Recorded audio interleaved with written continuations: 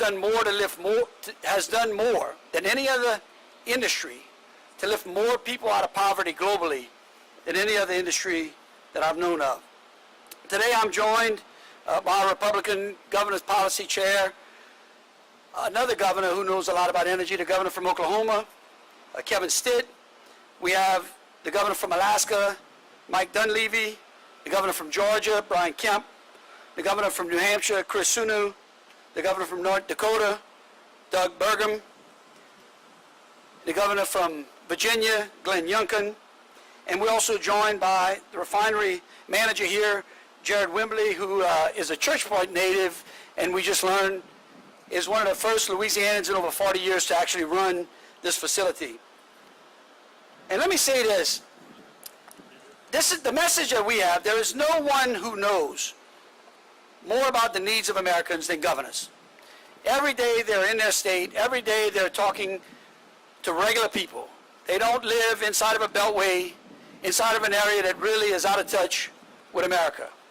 And what we hear from our constituents is that inflation is eating into the pockets of Americans.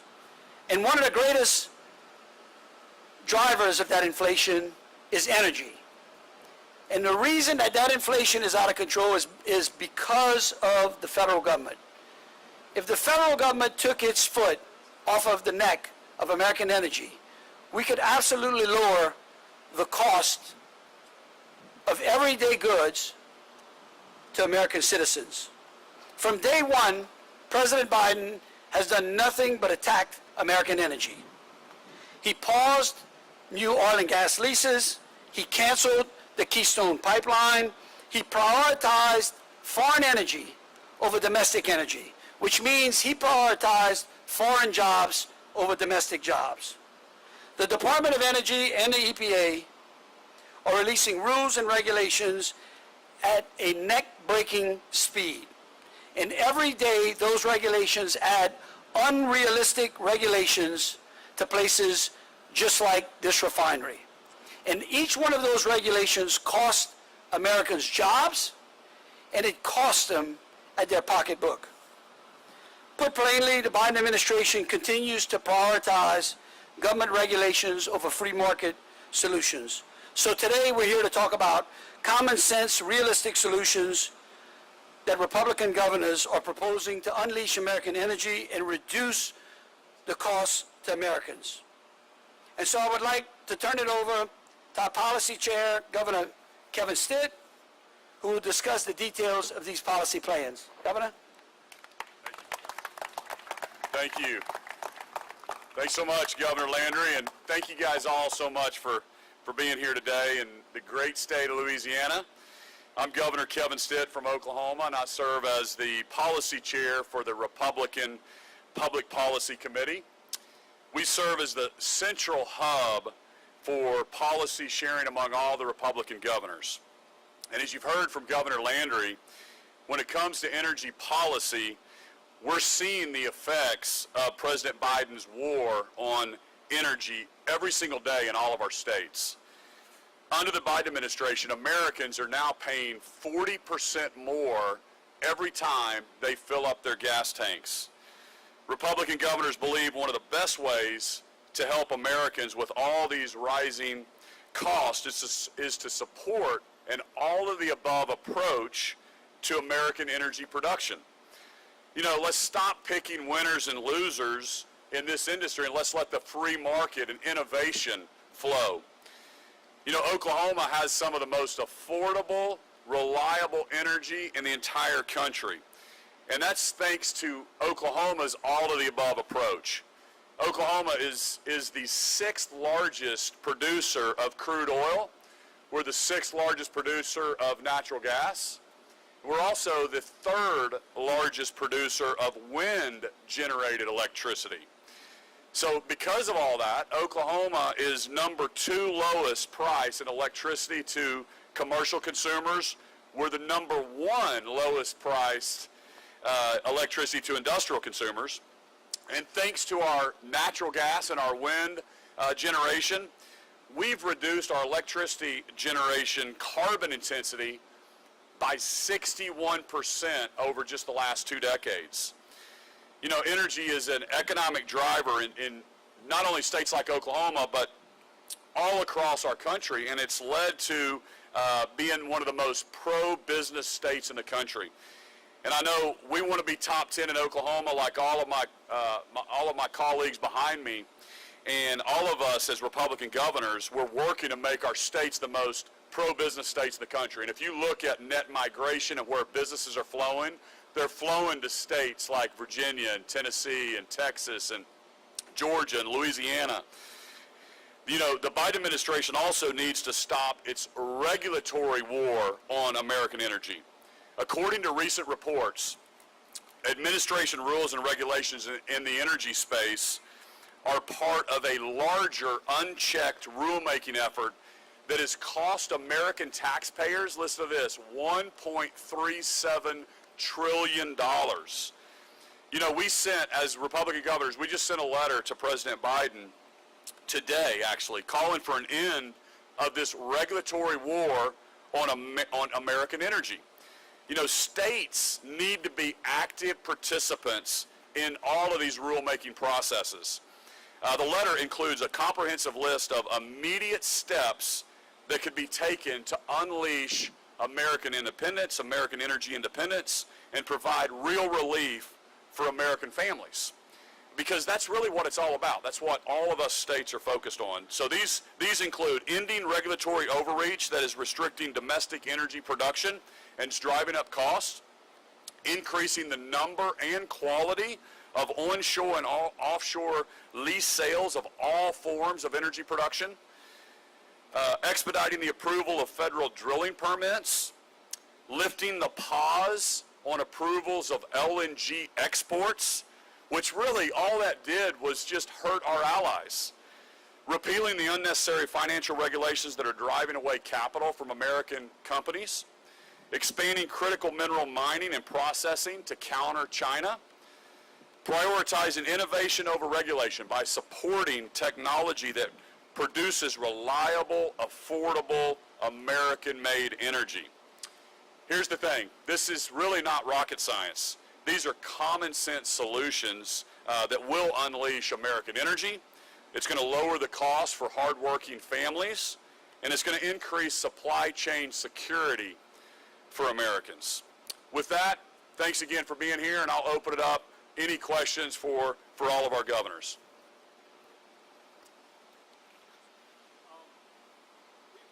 We're producing more oil than any country ever in the history of the world.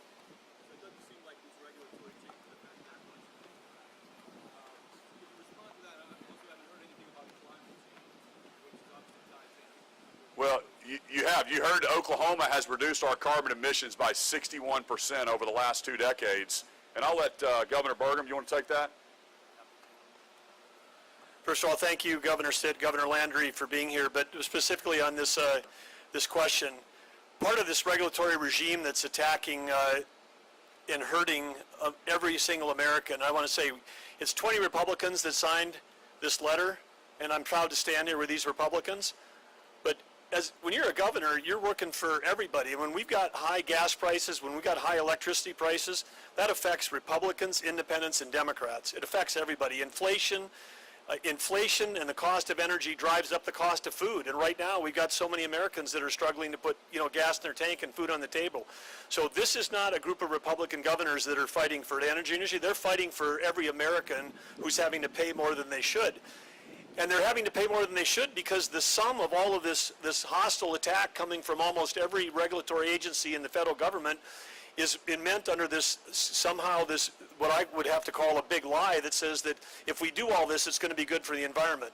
But when you shut down U.S. energy, and every state is doing and every company's doing what Governor Stitt talked about, we're doing it more efficiently, cleaner, safer, better, smarter, and with less emissions than any other country. When you try to shut down that industry where innovation is thriving, you're shoving the result of the demand onto places like Russia and Iran and Venezuela, people that don't even have an EPA and forget the environment. They're the ones that are also funding the wars that are fighting against us. We're in proxy wars against Russia and Iran, and they're funding those wars against us with their oil sales.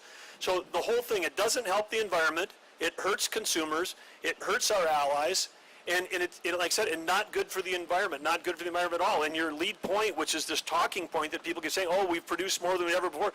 Yes, we're producing about 13 million barrels of oil a day. We should be doing 15, 16, 18, 20 million barrels of oil a day. That would be not just energy independence, that would be energy dominance. We'd be selling that to our allies instead of our allies having to buy from our enemies, which is what, what happened, and said, We've had policies passed in administrations that supported Americans and American first. These policies literally feel like they've been designed by Russia, China, Ukraine, and I don't mean that politically, I mean that literally, because if you're trying to shut down liquid fuels in America on behalf of EVs and 85% of the rare earth minerals come from China, then if you're on Team EV, you're on Team China. And if you're against the liquid fuel and internal combustion machines, you're not just hurting the energy industry, you're hurting all of agriculture, because agriculture is the pathway to sustainable aviation fuels. It's 15% of every tank, every gallon is, right now in America, is most likely ethanol. And if you shut down liquid fuels in America, you're going to hurt every farmer in America right now, whether they're producing soybeans, corn, whatever. So these policies that are hurting the energy industry are hurting the agriculture industry. And the last thing I'd say is we're talking liquid fuels, but on base load, the Biden administration is trying to shut down all the electricity at a time when demand is going up. So if you want more blackouts and more brownouts, then keep going with these regulatory regime. If you want to have low-priced, reliable electricity to fund the future of America, including us being competitive in AI, then you've got to get along with the policies that Kevin and Jeff and everybody else up here supports and then outlined in our letter. Thank you. Address the same question? Yeah, look, I think the one delta that y'all keep missing in this equation is why is it that refineries overseas have a lower operating cost?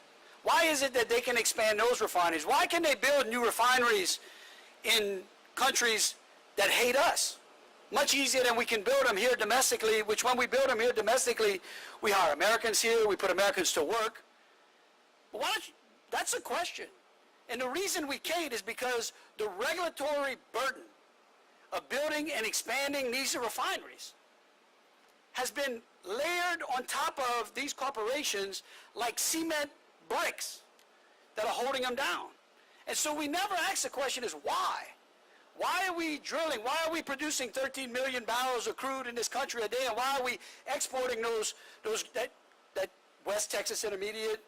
Why are we the Louisiana sweet crude?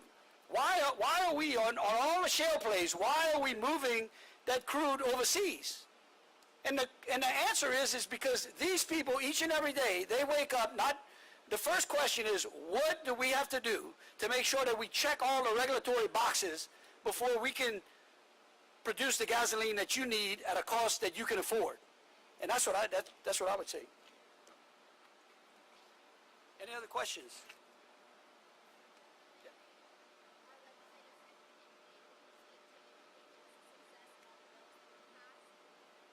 The legislative session. Yeah. I think it was a great success.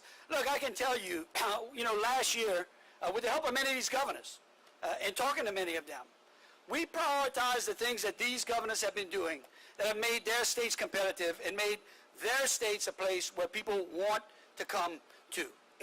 And so we promised the people of Louisiana that we were going to address public safety. I see the sheriff here at St. Bernard Parish. He can tell you we did exactly that. We said that we were going to prioritize educational reform and that the money was going to follow the child, and we did that as well, and we thank the legislature for it.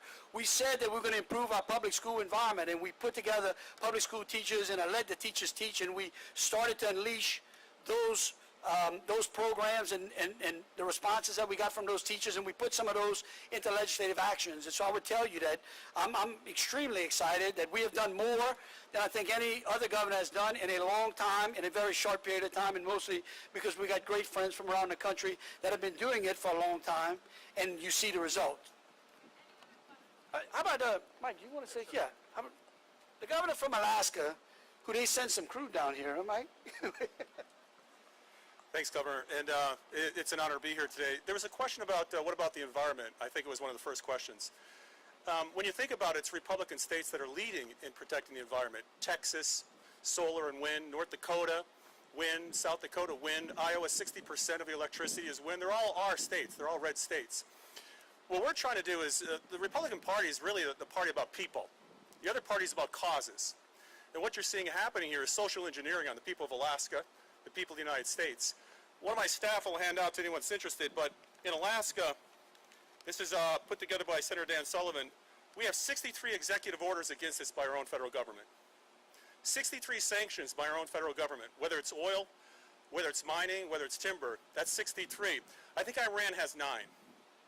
And so what we're talking about here is not weakening America, but making it strong, and really developing an energy policy for the single mom with 3 kids. If we can't make it work for the single mom with 3 kids, we're not going to make it work for most of Alaska, or most of America, to be honest with you. And the bottom line is this: we're not about sanctioning our own people. We're not about causing them to pay more at the pump. We're not about despoiling the environment. If you don't do it in America and you do it overseas, there's no EPA overseas. There's no Army Corps overseas. So when we lose jobs, when we lose opportunity here in America, as well as in Alaska, that goes overseas, you're just propping up dictators, child labor. You're having certain countries take advantage of minorities in their country, and the environment is getting wrecked.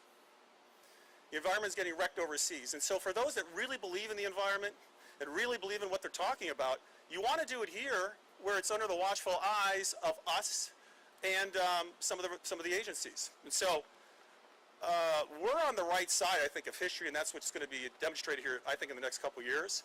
But right now, we got to stop this war against the Americans, a war against American energy. If you believe in the Green New Deal, you need to do mining here in America, not overseas, here in America. And so we have the solutions to the problems that this country faces and this world faces.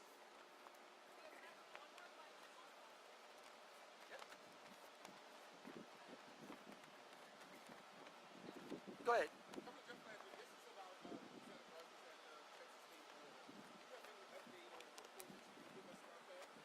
Yeah, look, I think that we have one more month left on the rotation of 50 troops a month that we had budgeted to send to Haiti, Texas. I spoke to Governor Abbott several weeks ago. We'd like to talk to them again some more about maybe sending some more troops down there. He could use them. I know that the season under which the biggest migratory surge that they see actually happens around this time. What we have seen is that the presence, and I know that many of the governors here have sent National Guard troops to the border as well. But what we've seen is that when you place those guardsmen on the border, we have absolutely seen a reduction in the number of illegal entries into the state of Texas. And so we thank the legislature went down there and you know, we finished our rotation this month. You want to go ahead and, yeah.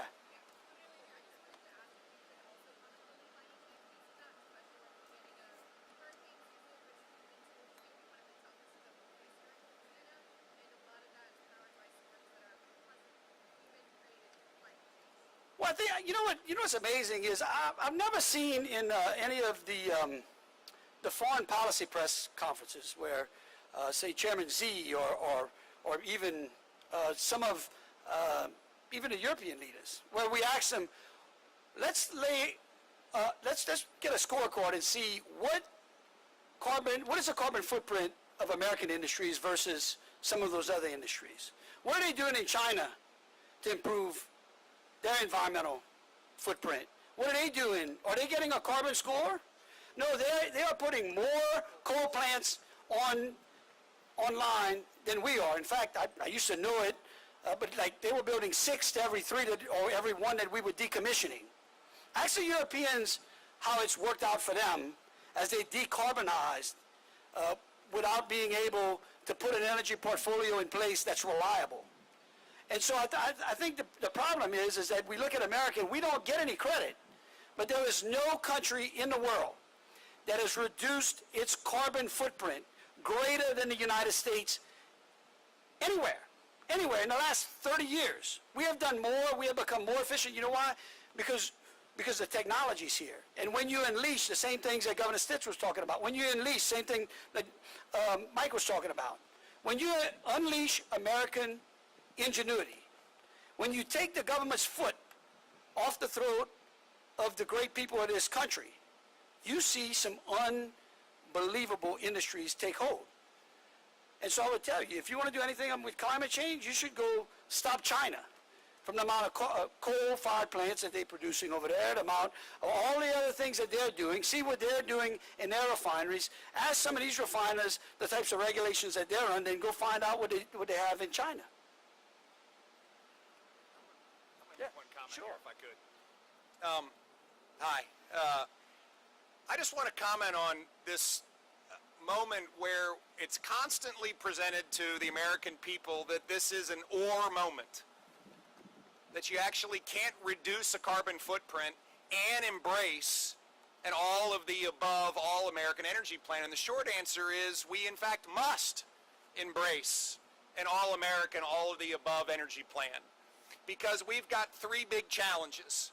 Challenge number one is if we want to have a strong economy, we have to have an energy industry that can fuel it, or we're going to have a stagnant economy. In Virginia, we're growing our power demand at 5% a year because guess what? The economy is growing, and we have to supply it with increasingly clean, yes, but affordable and reliable power.